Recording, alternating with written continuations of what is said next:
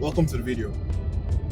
So, different companies have different approach to electric cars. That is to say, different companies have their way of executing their ideas on electric cars. Take for example, Porsche. Porsche has a totally different way of executing its electric cars to Volkswagen or to Tesla or to Kia.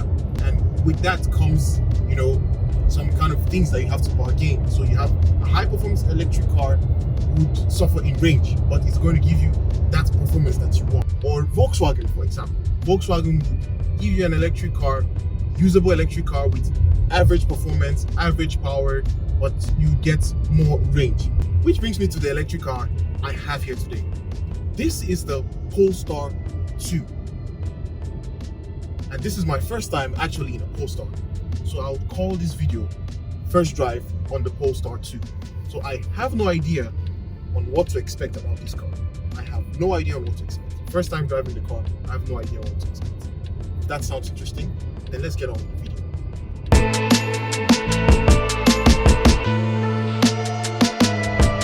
So yeah, Polestar is a division which branched out of Volvo. So when Polestar was in Volvo, Polestar was like what your AMG is to Mercedes, and Polestar as an independent company from Volvo are developing their own electric cars from the ground up. So they are not having any internal combustion car. So you're not going to have any internal combustion car that is a Polestar.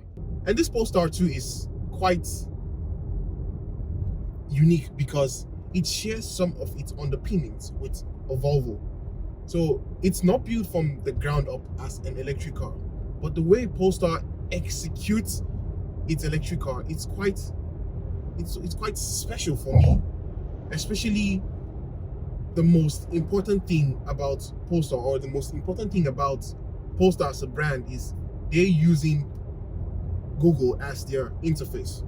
So I've reviewed like a lot of electric cars, and one thing with electric cars, or one thing with other companies, their user interface is not the best.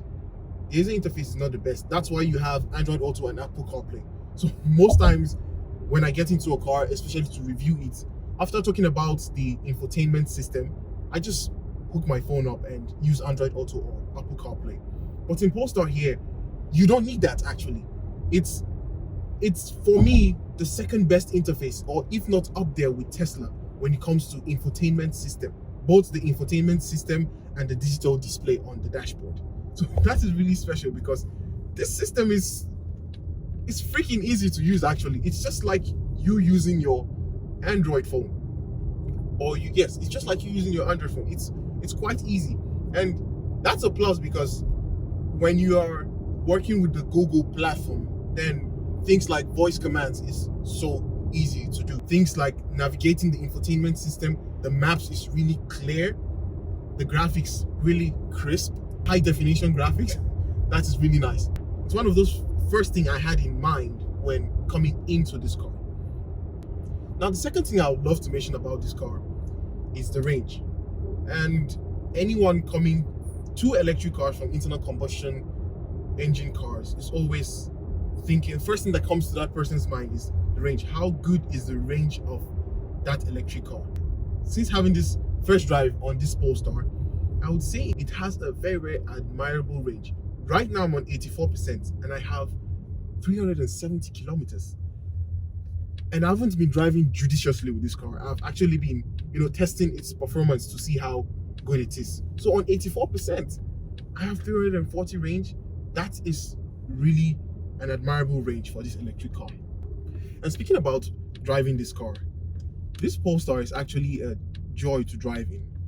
And first thing while sitting in this car is you sit quite low to the dash in this car. You sit quite low, like you are in a sports car of some sort.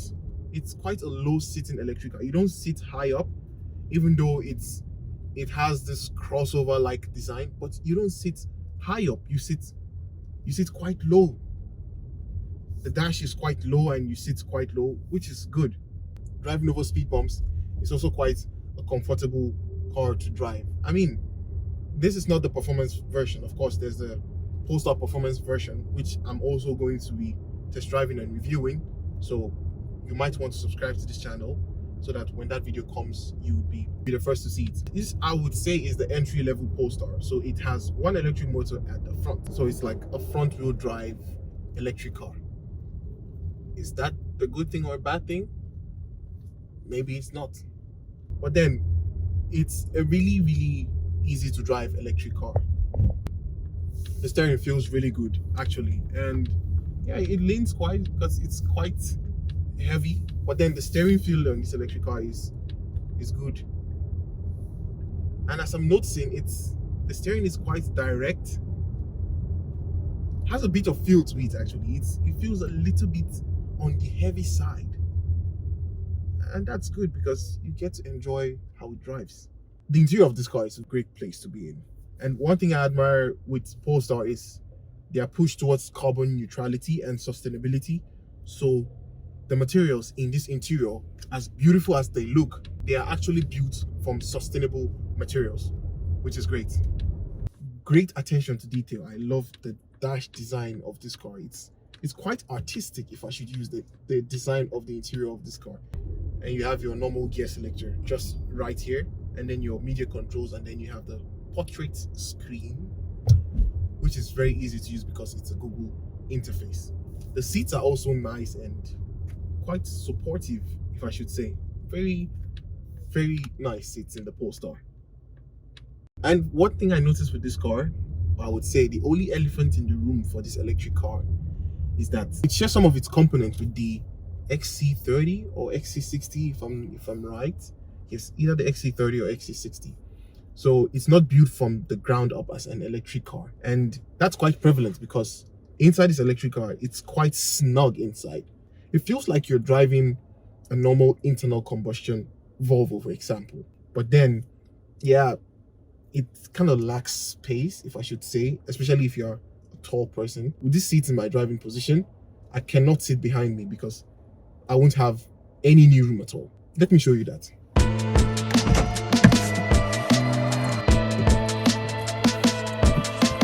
Yeah, it's quite tight. I have my knees up against the seat, which I don't like. So this is just a walk around view on the Polestar. It's quite a smart looking electric car. I love these wheels, actually. 19-inch wheels for this entry-level version I have here of the Polestar. The wheels look good, actually.